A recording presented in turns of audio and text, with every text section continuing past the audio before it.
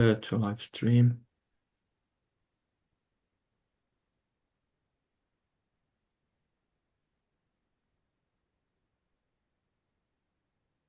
And now live on YouTube. بارك الله. السلام عليكم ورحمة الله وبركاته.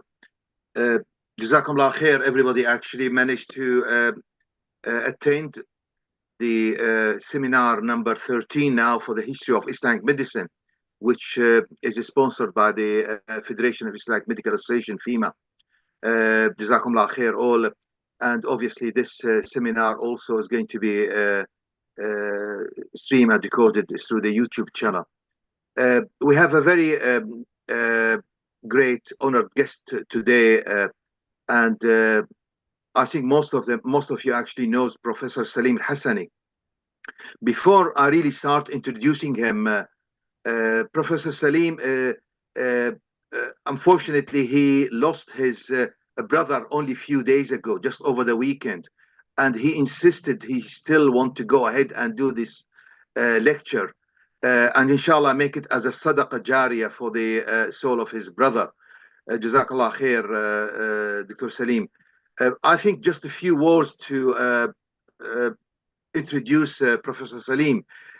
He's a professor emeritus in the University of Manchester, School of Mechanical Engineering. He had a great history on the School of Engineering, published over 200 papers, and he had over 40 PhD students. But more relevant actually to today's talk, he's a president of the Foundation for Science, Technology and Civilization, the FSTC, which also based in Manchester in the UK. He's the author and editor of many publications. When I say many, this is probably maybe I would say almost over 300 publications. One of the famous one he did, mashallah, is the 1001 invention with a foreword from Prince Charles in 2012, which is now the King of Britain. Great publications. Also, he edited the 1001 Cure with Prof Borman and launched in Royal Society in 2018. I had the honor to attend this event. Also, mashallah, he had a lot of contributions towards the history of Muslim civilization, and great interest on Badi' al-Zaman al-Jazari, Ibn al-Haytham, and many publications in the book, in the website, the muslimheritage.com. You can find lots of publications and articles for Professor Salim. I think today the talk, he's going to give us his personal insight into the strategic importance of the history of science and medicine. I'm not going to take any longer. I know it's almost touching the time of Maghrib today, so hopefully we'll finish, inshallah, within 45 minutes. Jazakumullah khair. Professor Salim, if you want to start. Jazakumullah khair.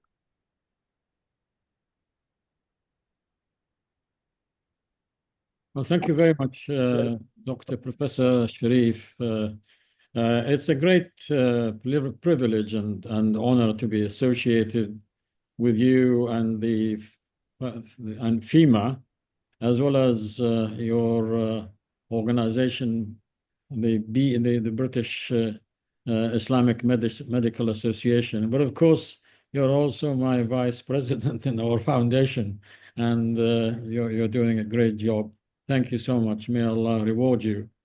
Well, thank you very much for your condolence as well. I was asked not to actually. I should cancel. I said no, I'm not going to cancel. We're given a promise, so we're going to go ahead. So I will not be in my normal, usual jovial mood, understandably. But I thought let's just have a conversation about this subject. Why did I choose this title? You know, the strategic importance of history of science and medicine. This is this is a bit, perhaps people say, what would a professor of mechanical engineering has anything to do with history of science and history of medicine? We'll come to this in a minute.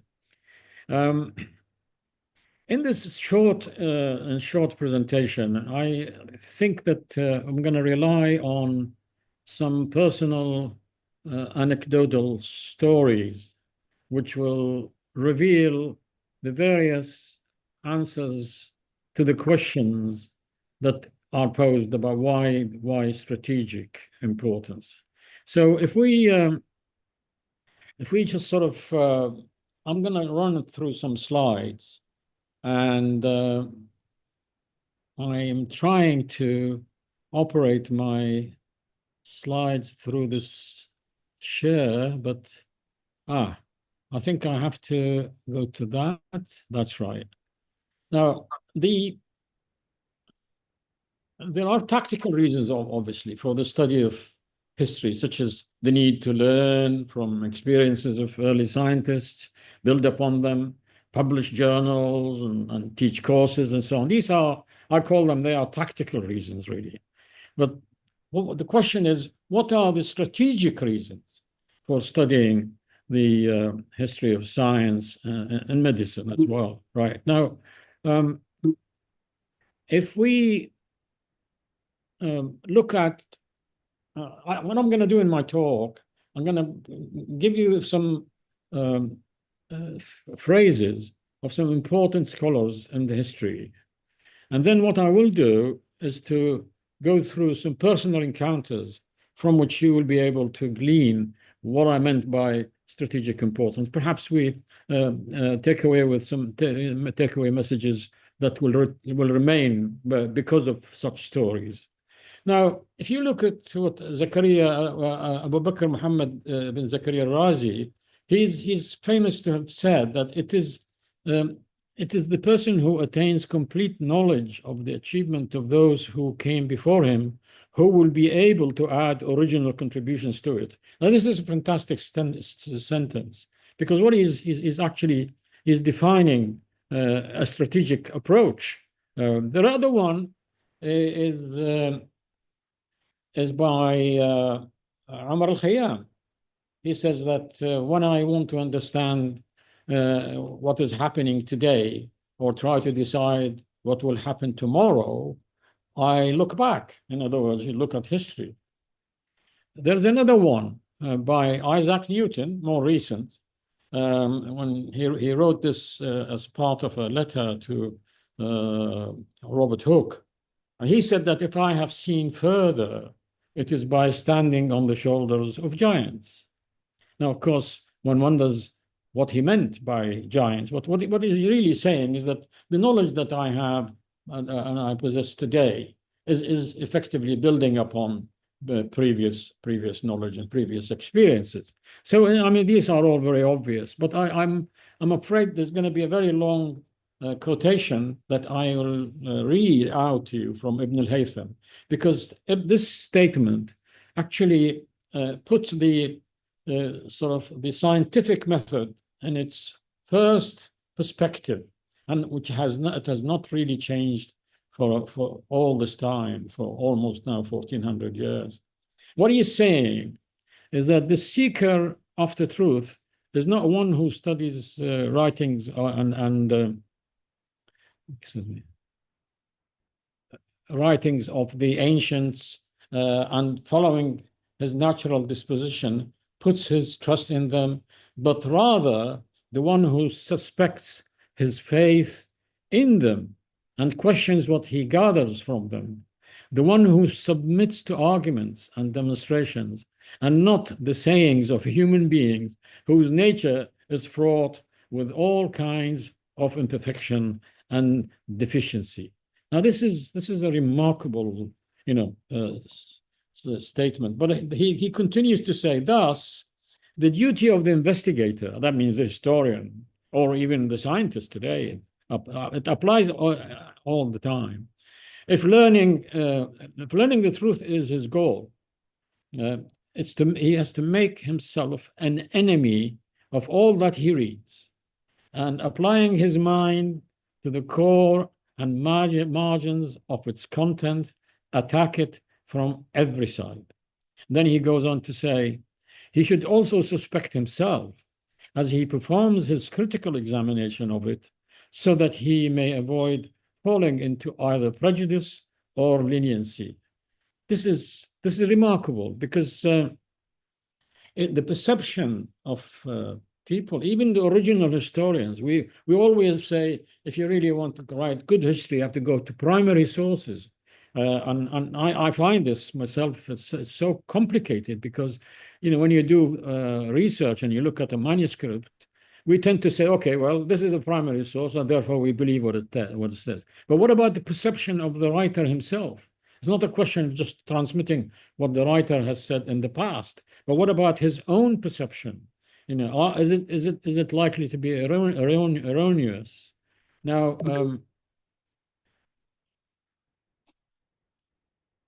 I put in front of you a slide here to tell you about perception. Now, if I tell you that these two slides are one a series of vertical lines and the other one is a series of horizontal lines, you'll be surprised, because they don't appear to be vertical or horizontal, but they are, right? So actually, if a writer was writing about an event and describes it, of course, he will describe what he sees, assuming that he is honest.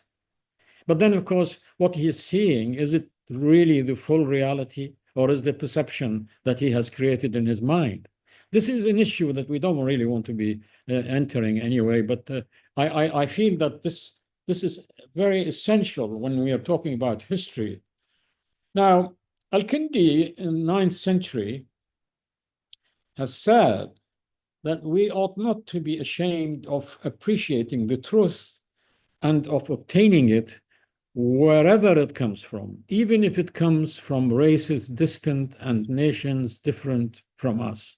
This is remarkable. I mean, considering this is ancient, and of course he's taking this as a Muslim scholar, but he's effectively defined the ethos and the method of historiography. This is a strategy which he is saying that we should be adopting, and that is not to be biased because of race or nations other than yours. Now, what I would like to do now is to go through some personal anecdotal events that happened to me personally, so I don't pick up from books and read for you. I just want to tell you a little bit about what happened, my own personal encounters with the subject. And these are actually all relating to strategic issues of identity and socio-political impact, right? And not many people delve into this, but I had to delve into it because it has actually happened to me personally. First of all, how did I come to this subject of and history of science and technology? I have to refer to Professor Donald Cardwell and the way he has actually introduced me to this subject. Professor Donald Cardwell was a professor of the founder of the Science and Industry Museum in Manchester, and he was a professor for the history of science and industry in the University of Manchester, where I was. And we became colleagues, and he said to me once, look here, Salim, you know, I find a huge gap in the history of science and history of technology, and that is more than 1,000 years. And it has something to do with your own civilization. And since you are now a distinguished professor of engineering and, you know, you're at the peak of your career, how about doing something about it? You know, this gap needs filling. I said, look, Donald, I'm sorry, but I hate history. He said, what do you mean you hate it? I said, look, the history that I was taught when I was at school, it was a history of people killing one another, a history of wars and battles and struggle of nations against others. He said, no, look, Salim, the historians always use lenses to look at history. These people who wrote that history that you read, they use the lens of dynasties and politics and religion. What I'm talking about is using the lens of science. Try to look at history through the lens of science, and then you can decide what you. And in fact, what I did he was quite right. What I did is I'll tell you about that in a minute. So I identified a gap in history, and then he introduced me to give a lecture after having done my preliminary work and gone through the journey of investigating and so on. I submitted a presentation at the Literary and Philosophical Society in Manchester. This is a very prestigious society. And then, of course, that gave me confidence, although I was shaking when I was speaking there, because this is the audience were mainly geriatric professors, people of intellect, high scholarship. And late halfway through, and then towards the end, I began to feel that actually I was one-eyed man amongst the blind, because they were gobsmacked about some of the things that I had to say about Muslim scholars and other, and their discoveries and inventions. Then I'll go tell you a little bit about the mayor of Birmingham, because I've also have encountered, and then the Bangladeshi boy, right, and the Syrian refugee girl. You'll just wonder what has all this to do with this strategic importance of studying history of science and medicine. We'll come to this in a minute. So the problem of gap in history, which I have encountered personally, is when I wanted to go and verify what Professor Donald Cardwell has actually told me. And I went into the libraries and I found a fantastic book, and it was a coffee table size, and it's called Scientists and Inventors. And it claims to be giving the people who made technology from earliest times to the present day. Now, that, this is like a heaven sent book for me, so I can go and find out is what Donald's saying in the truth. Is it worth delving into? And as I said, I wasn't a historian. So I read this book, and lo and behold, this book has got 2 pages for every scientist, right, in the history of mankind. Then when it comes to Archimedes, the year 287 BC, then the next person, the next scientist, is Johannes Gutenberg. Johannes Gutenberg. I mean, this is more than 1,000 years after. There's a huge gap. He has escaped the contributions of all non-European people: Chinese, Indian, Muslim, Persian. So, and then he goes from Johannes Gutenberg immediately to Leonardo da Vinci. So, that to me I was gobsmacked. I just couldn't believe this.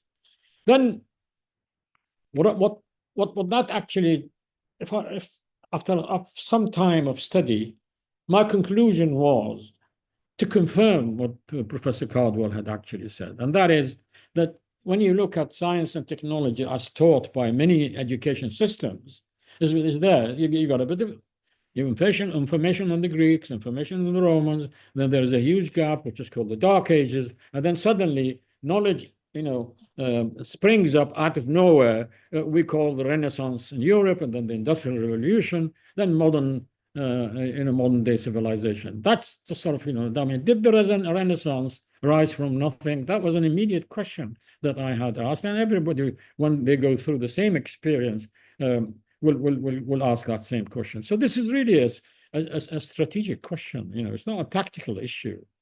So then when you say, okay, let's try to populate this and bring in the contributions of others, not the exact contribution, but actually what we know about their existence. We know about the existence, the earlier civilizations, the pharaohs, the Mesopotamia, Sumerians, and so on. And then you get, after that, you got the Persians and the Greeks, then the Romans, and then you get even before that and during, you got the Chinese, the Indian, then the Muslim, then the Renaissance. So you actually, when you populate this, it looks something like that, which seems to make logical sense, right? Because humanity contributes to each other. When you look at this perspective, it makes sense. But what also was stark to me was that the Andalusia, Muslim Spain, and for more than 750 years, and that is smack in the middle of the so-called gap which is missing, and that is European. We're not talking about Asian civilizations or African civilization. This is Europe, man, right? And I really is startling. How is it that one speaks about European Renaissance and science and technology and so on, and then we don't know what the science and technology and medicine was during the Andalus period when Muslims ruled over Spain and Portugal, which was named Al-Andalus. And I put that red line there, as you can see, what's named as Al-Andalus over there. It's a huge area. It's a huge period in Muslim history, and yet it seemed to be missing. And that is really a great unfortunate. So therefore what we do now is we see that by adding contributions of non-European scholars, science subjects will be viewed as a continuation of multiple origins as opposed to derivatives of a single origin. And that is really, I think it's a strategic issue. Until now, one needs to struggle a great deal to make this happen, right? I mean, it's really incredible how hundreds of years passed without having to resolve this issue.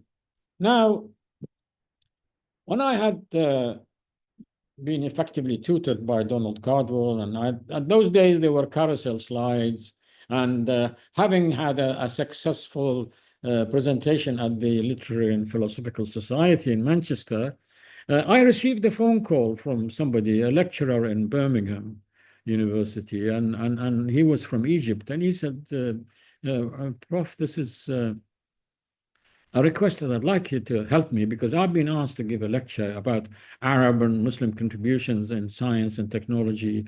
And wherever I go and people ask me, I'll ask them, and they say, oh, look, there is a guy in Manchester who might help you. And then the arrows point to you, and therefore I'd like you to give me a... So we had a long chat over the phone. And then towards the end of the telephone call conversation, he said, look here, Professor Salim, can you please give this lecture yourself? I said, how come it's only, he said to me, it's next week. And how are you going to redo that and advertising? He says, no, what we'll do is we'll pull a stunt. I will go there and I'll stand up and they think I'm going to give the lecture. And then I will present you to give it on my behalf. So that was a bit naughty, but we did it. We went there, and then he stood up, he presented me, and, some words of praise, and he says, well, there you are, it's from the horse's mouth, rather than I, copy him. I brought him to you here. I stood up, but the chair was the mayor of, it was a lady mayor of Birmingham. The meeting was huge. It was organized by the labor union at the time. So I, like I say, a one-eyed man amongst the blind, a little bit. So I've given my story. I've spoken about various discoveries and events and so on that we seem to be unaware of. And then I sat down, and then the chair lady stood up, and she said, I'm angry. And she said, when she said I'm angry, I thought I've goofed. I thought I have not done a good job. I almost wanted to hide my hand under the table. So, and she said, I'm angry because, why is it that none of this in the national curriculum? Why don't we know about, the contributions of these, in mathematics and in physics, in chemistry, in astronomy, in biology, right? And why don't we have this in our national curriculum so that our kids will know about it? And the next question, she said, I have is, why don't Muslims talk to us about this instead of talking about politics and religion? So I thought that was remarkable in the sense that it tells me that there is really a strategic issue here, because one is talking about education, syllabus, one is talking about intercultural relationships, about Muslims and non-Muslim and race relations. So it seems the language of conversation between cultures and communities need to be changed somehow. So that was really a very interesting encounter. And I think from it you can read what I meant by strategic importance. Now we come to talk about the boy from Bangladesh. An interesting story, really remarkable. When, after this Birmingham meeting, the project of 1,000 inventions came about, because people, when they kept reading about this subject in a website we have set up at the time called www.muslimheritage.com, many at the time said, look, you really need to have an exhibition, because it's just not sufficient to just keep reading articles. Talked about the Wisdom Science and Industry Museum, which was originally, as said, founded by Professor Cardwell. Then we talked to various sponsors, including the British government. And in fact, it met a great deal of support. We made a pilot sort of exhibition at the Manchester Museum, at the Manchester Science and Industry Museum. Now, I wasn't there at that particular day, when apparently a boy visiting this exhibition pulled a chair and stood on top of this chair, shouting, "I feel human again. What's all this about?" And so apparently this boy was from Leeds. I'm not allowed to mention his name or too much details about him. And when he was at his school, I think he was doing A-level, he was having a very difficult time with his peers. He'd been looked down upon, feels miserable, depressed. He goes home, and his Bangladesh parents were, they didn't fill his eye in terms of comparison what the English families are and the modern society is. So he felt so miserable to the extent of wanting to commit suicide. Some of his friends, when they knew about this exhibition of 1,000 inventions, they came to him and said, "Look, let us go and have," they wanted him to change, they wanted to change his environment. So they took him into effect from Leeds to Manchester for an enjoyable journey. Now, when he came to this exhibition and found out about maths and physics and chemistry and biology, which he was studying in school, about, he just felt very strange, because he thought that these were all foreign subjects. He had nothing to do with it. He's a backward person. He's from a negligible community, a society that doesn't know anything.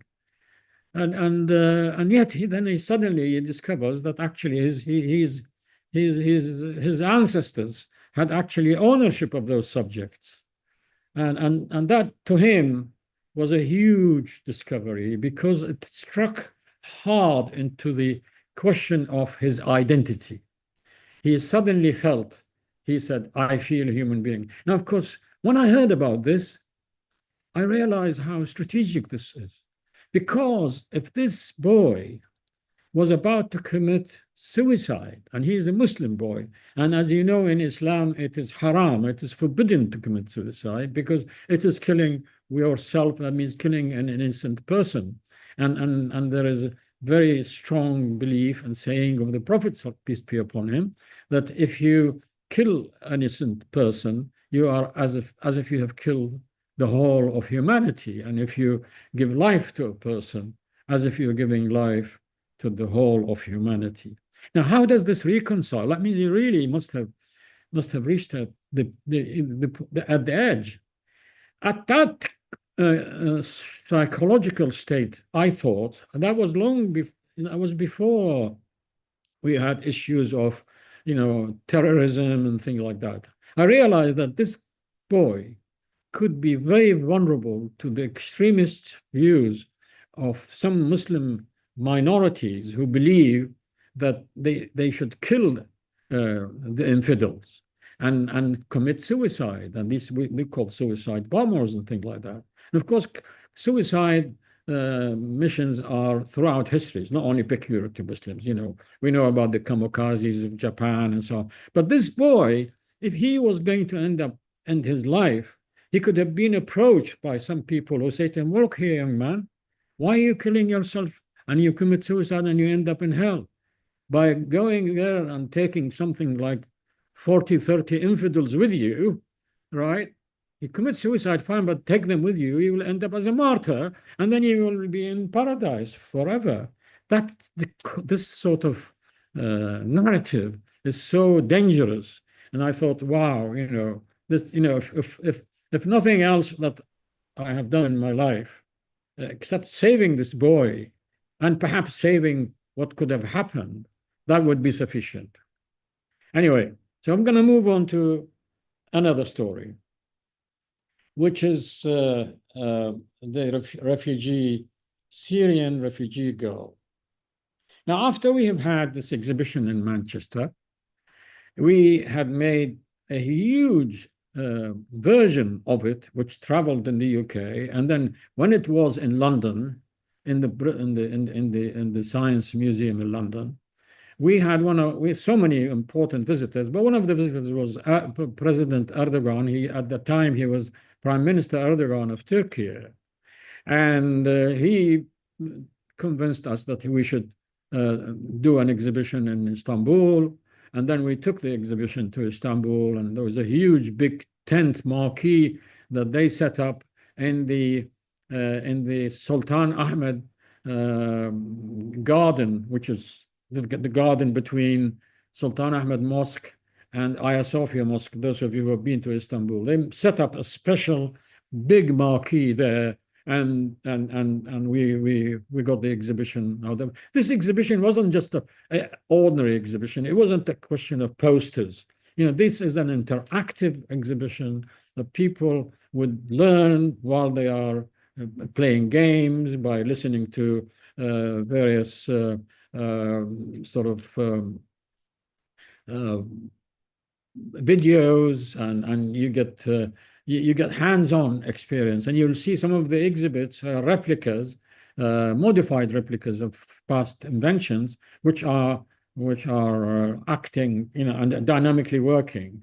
And some of the exhibits were in the form of videos of some the scholars themselves speaking to the audience, to the viewer, and some of them were actually ladies who had contributed to science in history of Muslim civilization, and the impact was enormous on so many young people that used to come, and many of them actually used to come more than once. You know, they fight their way in huge queues. And so, I'm not trying to overpraise this exhibition and this project, but the impact it had on the perception between Muslim and non-Muslim was enormous, and the impact, particularly on young Muslim generation, females and male, were enormous as well. So, but after that, I had met one of the guys. He's originally from Syria, in Istanbul, and then he told me about he told me about sorry about this.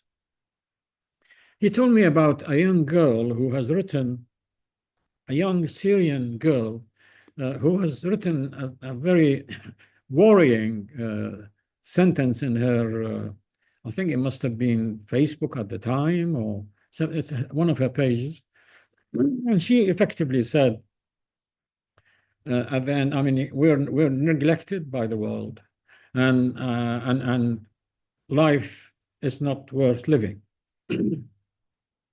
It is not worth living. So this is another similar sort of incident to me that reminded me of that Bangladeshi boy. So I agreed with him, and agreed with some organizations in there was a charity organization that deals with education, and they agreed to sponsor a small project to introduce this information to Syrian refugee schools. in Istanbul. And the young teacher who I was speaking to, he was in charge of that. We gave him information, and he gave a course to the teachers of those schools and the scientific subjects, chemistry, physics, and so on. And these subjects, when they were taught to those young girls and boys, they were introduced also to the great contributions their ancestors have made. So that had a remarkable impact on their attitude. It really transformed them, to the extent that at the end of the year, they celebrated and made an exhibition, right? And each one of them impersonated the scholars from Muslim civilization. The ladies took scholars for the names and costumes of the women, of the women scholars, and the boys did the same, and so on. And each of them stood up in front of the audience. And the audience, by the way, was attended by important people. It was the mayor of that locality of Istanbul. I think it was Al-Fatih locality, a municipality. But it was also attended by the two daughters of the prime minister at the time, Erdogan, two of his daughters. Anyway, those boys and girls, each one of them, they stood up and they said, I am, like, for instance, this lady on the left, this girl on the left, she was Fatima Al-Fihri. And she gave the story of Fatima Al-Fihri and her contribution on how she has established this great Al-Qarawiyyin mosque that became the first university in the world, which is still existing. But what is so striking is this small girl there that you see in the center of the picture. She is holding an elephant clock. This is a model of the elephant clock that Al-Jazari has built. And she actually made it herself, went all the way to design it and make it, reading about it, went to the souk there, the bazaar, and found the guy who was a carpenter and joined her, and he helped her and so on and did it. And she's there, that Syrian girl. It's not the same girl that she wanted to commit suicide, but I don't want to give her name or identity. Now, when you see something like this, right, and the success of imparting this kind of information, which is really the truth, one is not making up, excuse me, one is not making up. All we're doing is exposing what the ancestors of these children have done before. Instead of feeling alien to these subjects, they want to own them. They want to become chemists and physicists and engineers and so on. One of them wants to say he wants to get a Nobel Prize. And that's the kind of, I mean, this is long before the change in Syria now. I hope that the present Syrian government, or they are really interested in improving upon their society. As the question of identity needs to be sorted, and hence the importance of these of this to learn about the history of science and technology. Now, that clock that was held by that late young girl is actually from the manuscript of Al-Jazari himself in the year 1206, when he has made this clock working. But when you look at it, it actually has got various aspects that tells us that the way we really should be doing today. And that is recognizing the contributions of other civilizations. What he did, he made a clock, but this is an incredible clock. He could have made a very simple, pieces of wood here and there and so on. No, he has carved an elephant, which is representing the Indian contribution. Inside the elephant, there's waterworks, which has something to do with the Greek civilization. And then you've got a Chinese dragon in here to do with the Chinese contributions. What he has here on the top is a phoenix, which represents, it's a symbol for the Pharaonic civilization.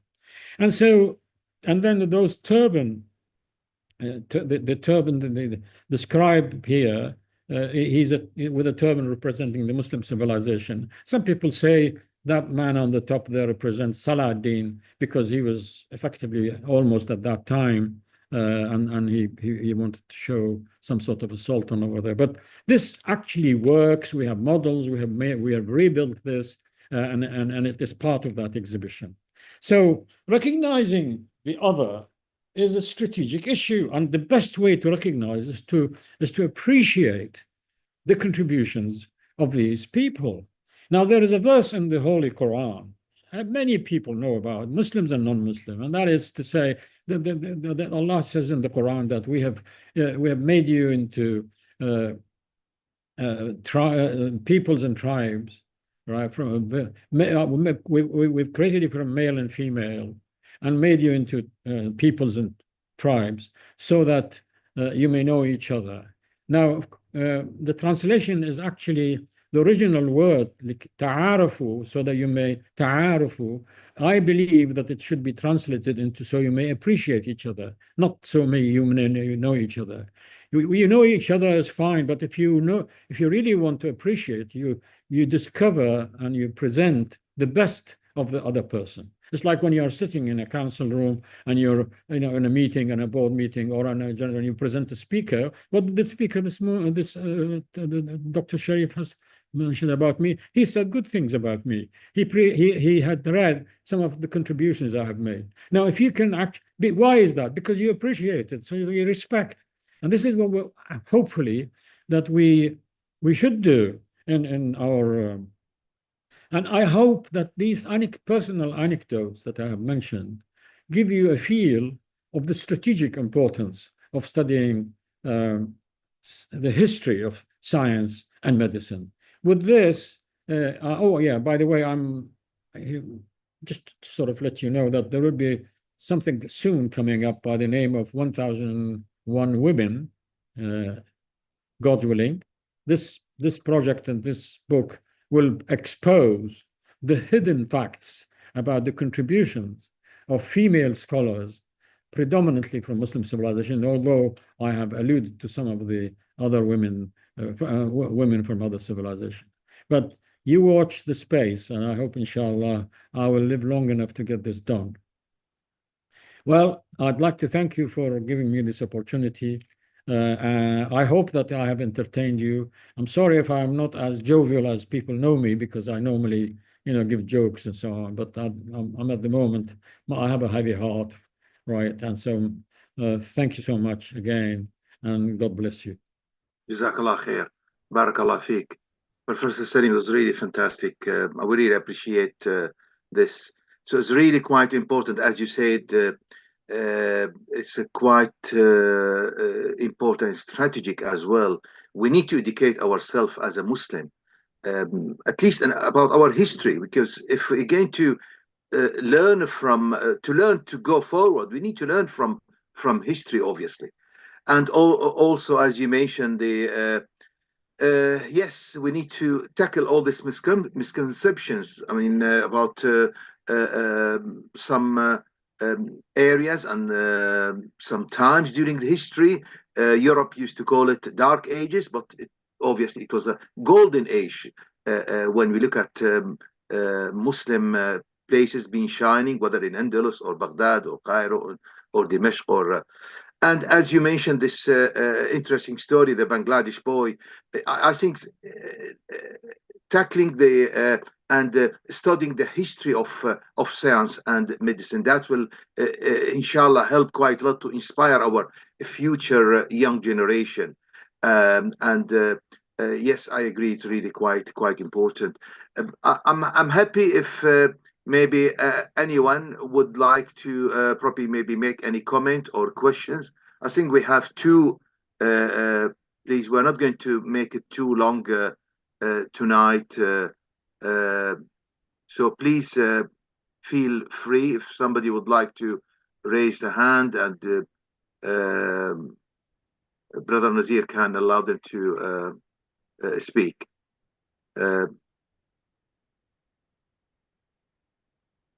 Anybody would like to make any comment, any questions, please? Hi, can I come in? Can I ask a question? Is that Brother Furat? Yes, correct. Yes. Yeah. Please go ahead. Go ahead. So basically, thank you very much for running this meeting. In fact, I'm based in the UAE. It's only by chance that's been announced the lecture by Professor Al-Hassani, and I wish that this would be in the future. Most of the people in the Middle East, especially in the Gulf states, know about it in advance. So it's last minute, so I missed most of it. But thank you very much for arranging this. So my question to Professor Hassani is regarding the how can doctors in general or universities, in fact, in the Middle East, introduce this topic of the Islamic civilization, especially in terms of the medical part, to medical students, I mean, as part of the curriculum. Thank you. I think it's been highlighted earlier by Professor Hassani. Professor Salim, if you want to, please maybe just answer. The expert would be Professor Sharif. I know he's developing a course on the subject of history of medicine, and if he and others are successful, I presume that this could be either a separate course which can be opted for in universities, or it could be integrated. These would be sort of anecdotes that could be given to lecturers and professors, so that when they come to the for instance, you come to the subject of heart and blood circulation, and whilst the professor is explaining how it works, he could easily insert the idea of, in addition to mentioning the name of William Harvey as being the one who discovered the heart circulation, the blood circulation, he could say, by the way, 500 years before William Harvey, there was a guy called Ibn al-Nafis. He actually made a revolutionary contribution by saying that Galen was wrong, and even some previous Muslim scholars were wrong, and that he introduced the idea that there is no passage between the two compartments of the heart, and that the blood has to go through the lungs to be aerated, and what in our modern day we say oxygenated, and then come back to the heart. So that is sometimes, I think they call it pulmonary circulation, but this is really not my own subject area. I am aware of these because I've been involved in editing 2 books on the subject called 1001 Cures, not quite formally involved, but behind, because I was in charge of the projects. And so I'm aware of these. We got 2 books published on this. So these 2 books can appear into courses. Actually, Professor Peter Pullman in the University of Manchester mounted a course in the university on the subject of history of medicine within Muslim civilization. It wasn't taken up much because he belongs to Department of Near Eastern Studies, I think, or Department of... So it wasn't given as part of the medical school, which could have been a lot more successful and could have perhaps attracted accreditation. So I think there is enough material to be added rather than separate, but to be actually injected into the various subjects of anatomy, and indeed biology in general, and there's a huge amount of contributions that have been and even in the clinical science as well. I mean, even in hospitals or on the lecture halls.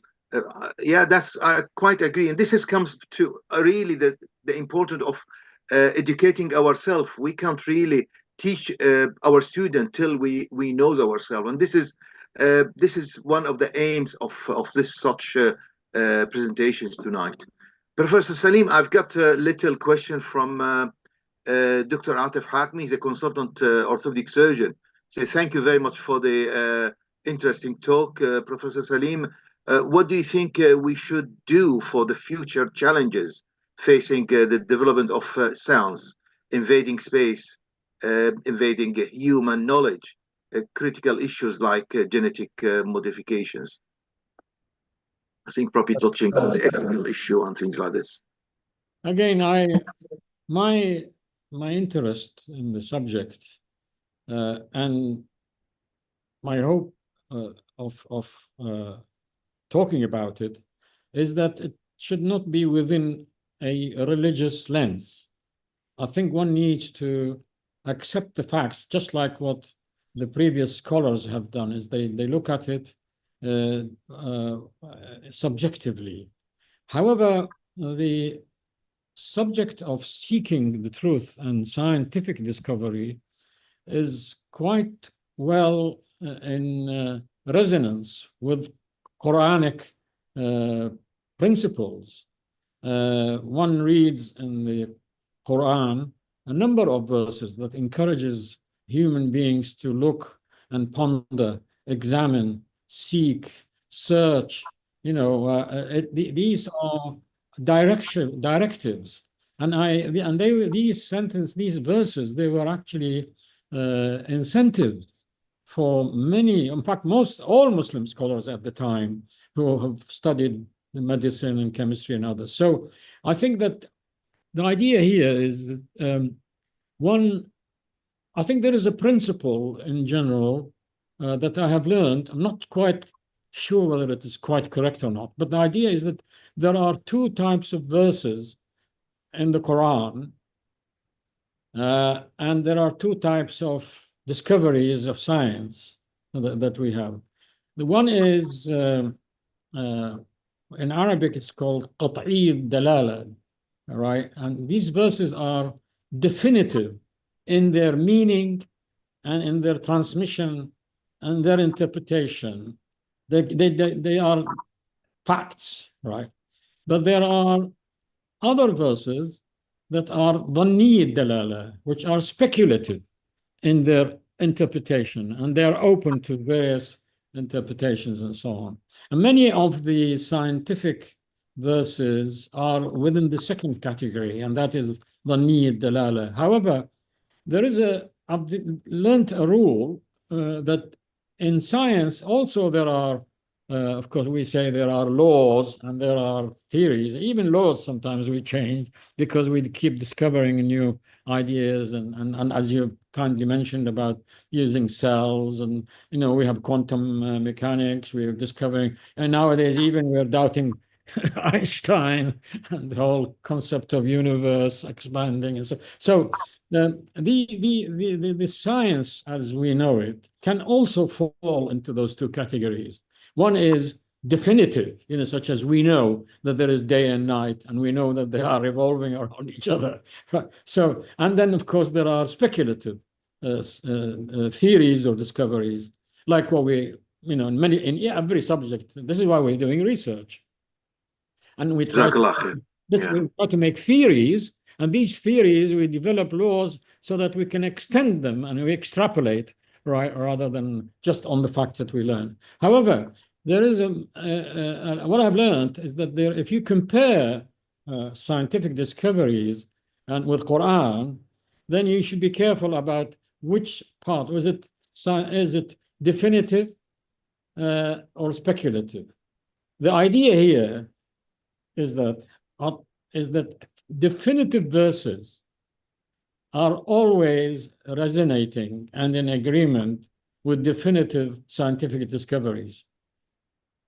The question is, if you have a definitive scientific discovery and you have speculative verses in their meaning, how would you bias the meaning of these verses?